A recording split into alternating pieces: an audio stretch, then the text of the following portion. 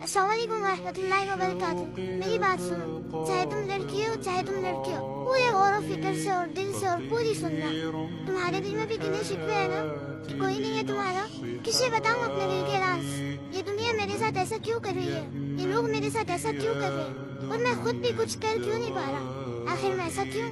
जब इंसान दुनिया की जिंदगी को ही सब कुछ समझ लेता है ना, तो अल्लाह ही वो उस स्टेज पर चला जाता है कि दुनिया की जिंदगी उसे समझ नहीं आती।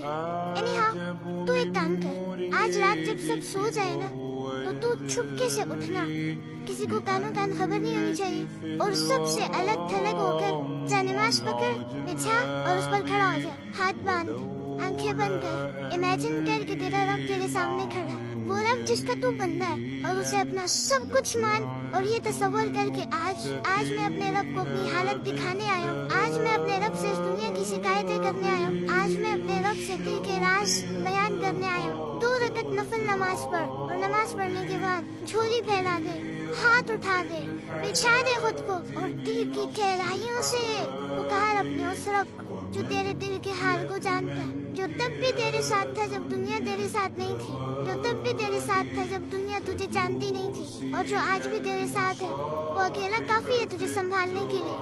अगर तू गिर चुका है तो वही तुझे उठा सकता है। इस यकीन, इस उम्मीद, इस तसव्वुर के साथ अपना हाले दिल अपने रब को सुना।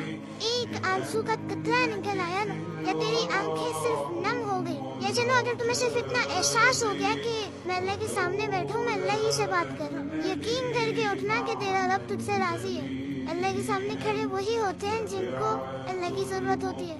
तो अल्लाह के बंदो, आपके मसले किसने हल करने? आमिलों ने, काले जादू वालों ने? किसने करने आपके मसले हल?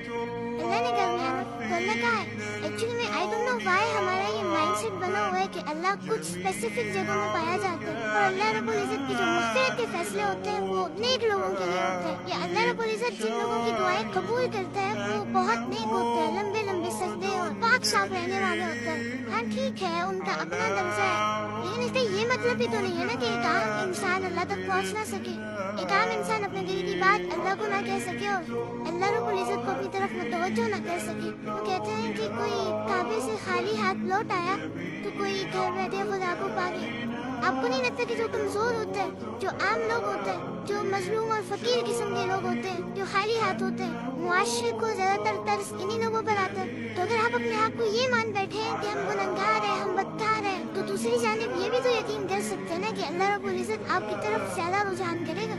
अल्लाह के बंदो, अल्लाह कह रहे मैं तुम्हारी शहादत के भी करीब, उस अल्लाह से अपने मसले हल करवाओ जो अल्लाह सारी जबानों को समझता है, जो अल्लाह दिल के हाल को जानता है।